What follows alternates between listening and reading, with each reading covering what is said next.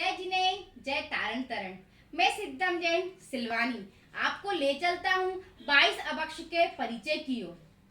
भोजन विवेक। भोजन का मतलब है आहार खाना। आहार का संबंध जितना शरीर के साथ है उतना ही मन और जीवन के साथ है। जैसा अन्न वैसा मन और जैसा मन वैसा ही जीवन, साथ ही जैसा जीवन वैसा ही मरण। आहार शुद्धि से विचार शुद्धि व विचार शुद्धि से व्यवहार शुद्धि होती है। अवक्ष मतलब खाने योग्य पदार्थ जो नहीं है। हमारे परमात्मा ने हमें 22 अवक्ष बताए हैं जिनके खाने से हमारा मन बिगड़ता है, हमारे विचार बिगड़ते हैं और अवक्ष ग्रहण करने से जीवों की हिंसा भी होती है। जीवन जीने के लिए आहार करना चाहिए, ना कि आहार करने के लिए जीवन जीना चाहिए। आहार संज्ञा के लोभ के कारण हम भूल जाते हैं कि हमें क्या खाना और क्या नहीं खाना। तो इसी को बतलाने के लिए हम चलते हैं 22 अवक्ष की ओर, जिसमें सबसे पहले है 5 उदंबर, बट, पीपर, ऊमर, कटुमर और पाकर। इन पांचों में जीवों की अत्यधिक हिंसा होती है और इनके जीवन से मरण तक की प्राप्ति हो जाती है। इसके बाद है 3 मकार, मदिरा, मांस और मधु।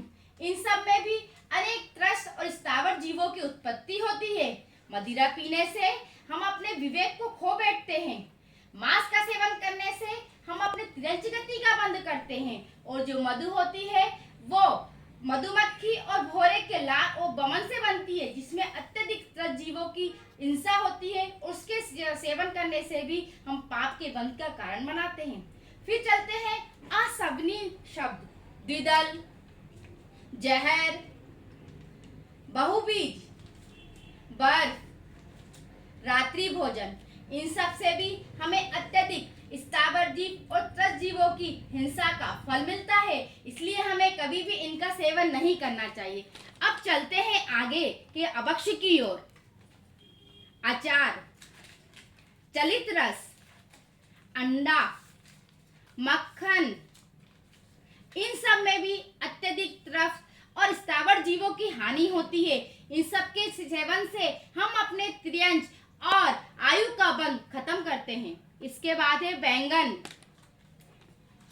अनजान फल, पुष्प, जमीकंद और तुच्छ फल। इस प्रकार ये 22 अभक्ष हैं जिन्हें हमें कभी भी इनका सेवन नहीं करना चाहिए।